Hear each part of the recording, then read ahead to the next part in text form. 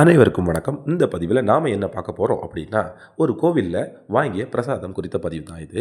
எப்படி திருப்பதி ஏழுமலையான் கோவிலில் லட்டை பிரசாதமாக வழங்குறாங்களோ, பழனி முருகன் கோவிலில் பஞ்சாமிர்தத்தை பிரசாதமாக வழங்குறாங்களோ, அதே மாதிரி சபரிமலையில் ஐயப்பன் கோவிலில் அரவணையையும் அப்பத்தையும் பிரசாதமாக வழங்குறாங்க. அது தாண்டி அங்கே அபிஷேகம் செய்யப்பட்ட நெய்யையும் பிரசாதமாக பக்தர்கள் கொண்டு வர்றாங்க.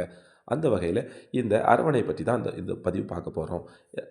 இந்த முறை மகர ஜோதி தரிசனம் காண்பதற்காக எங்கள் ஊரிலேருந்து 83 ஐயப்ப பக்தர்களோட சபரிமலைக்கு போயிருந்தோம். போயிருக்கும்போது அங்கே சபரிமலை ஐயப்பன் கோவில் ஐயப்பனை தரிசித்த பின்பு கோவிலுக்கு முன்பக்கத்தில் இருக்கக்கூடிய கடைகளில் இடது பக்கத்தில், அதாவது வடக்கு பக்கத்தில் இருக்கக்கூடிய அந்த திருவிதாங்கூர் தேவசம் போர்டு கட்டுப்பாட்டில் இருக்கக்கூடிய அந்த விற்பனை நிலையங்களில் அந்த அரவணையை விற்பனை செஞ்சாங்க. அதையும் தாண்டி கூடுதலாக சபரிமலை கோவிலை தாண்டி நிலக்கல்ல இருக்கக்கூடிய பார்க்கிங் ஏரியாலையும் மகாதேவர் கோவில் பேரை சொல்லி அரவணை விற்பனை பண்ணாங்க. அதையும் தாண்டி கூடுதலாக எரிமேலி சாஸ்தாங் கோவில்லையும் அரவணை விற்பனை பண்ணாங்க. சபரிமலையில் விற்பனை செய்யப்பட்ட அரவணை ஒரு டின் 100 ரூபாய்க்கும், அந்த பார்க்கிங் ஏரியாவில் விற்பனை செய்யப்படும் அரவணை 65 ரூபாய்க்கும் விற்பனை பண்ணாங்க.